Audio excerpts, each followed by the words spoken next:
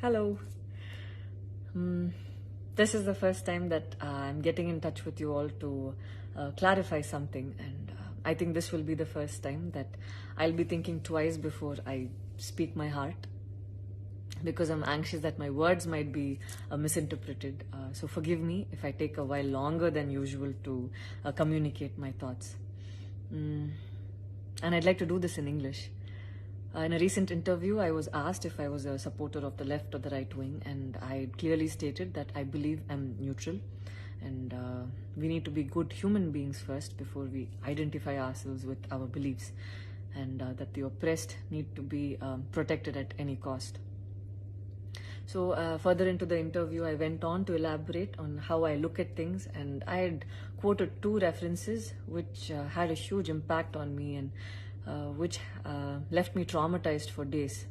In fact, after I watched the film The Kashmiri Files, I had the opportunity to speak with the director, and this was 3 months ago. I remember telling him that I was disturbed seeing the plight of the people at that time, and being someone that I am, I would never belittle tragedy like the genocide and the generations of people who are still affected by it. Having said that, I can never come to terms with the mob lynching incident that had taken place during our COVID times, because I remember seeing that video and being shaken for days. I believe that violence in any form is wrong, and violence in the name of any religion is a huge sin. So this is all that I this is all that I intended to say, and that's all. But it was very disturbing to see that many people online justified the mob lynching incident, and I don't think any of us have the right to take another person's life. Being a medical graduate, I believe that all lives are equal and all lives are important. And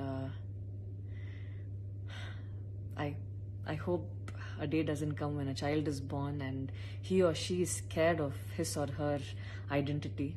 And I pray that we're not heading towards that, at least. 14 years of my life, my school life, I remember every day going to school and chanting, "All Indians are my brothers and sisters. I love my country and I'm proud of its rich and varied heritage."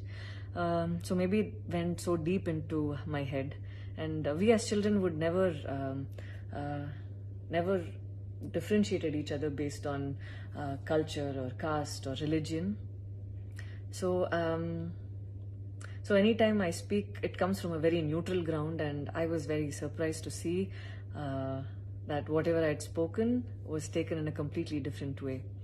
And it was also very upsetting to see that a lot of prominent personalities and websites had carried a snippet from the previous interview that I had given, even without seeing the complete interview or the genuinity behind what was said.